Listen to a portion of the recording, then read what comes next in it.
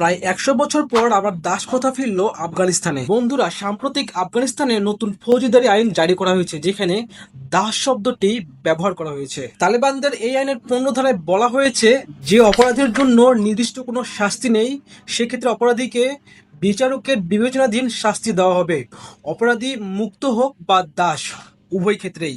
এর আগে 1923 সালে রাজা আমানুল্লাহ খানের শাসনামলে দাস প্রথাটি বিলুপ্ত করা হয়েছিল। প্রায় 100 বছর পর আবার আফগানিস্তানের আইনে দাস শব্দটি ব্যবহার করা হচ্ছে। আফগানিস্তানে তালেবান সরকার আসার পর ইসলামী আইন প্রত্যাবর্তন করা হয়। তারপর থেকে তালেবান সরকার নানাভাবে বিতর্কিত হয়েছেন, তার মধ্যে অন্যতম নারীদেরকে শিক্ষা থেকে বঞ্চিত করে। বন্ধুরা, বর্তমানে আফগানিস্তানের নারীরা ঠিকমতো চিকিৎসা অবধি পান না, কারণ নারীদের মেডিসিন বিষয়ে পড়া নিষিদ্ধ করেছে আফগানিস্তানি সরকার, যার ফলে সমস্ত স্বাস্থ্যসেবা চলে গেছে পুরুষদের হাতে, যেখানে নারীদের যাওয়া নিষিদ্ধ। এত কিছুর পরেও কিছু নারী এখনো সংগ্রাম চালিয়ে যাচ্ছেন এসবের বিরুদ্ধে। সাম্প্রতিক বাংলাদেশের ধর্মভিত্তিক দল জামায়াতে ইসলামী বেশ জনপ্রিয় হয়ে উঠেছে এই শরিয়া আইন প্রস্তাবের জন্য। আমরা কি আরেকটা আফগানিস্তান দেখার অপেক্ষায় আছি? কমেন্টে জানাবেন।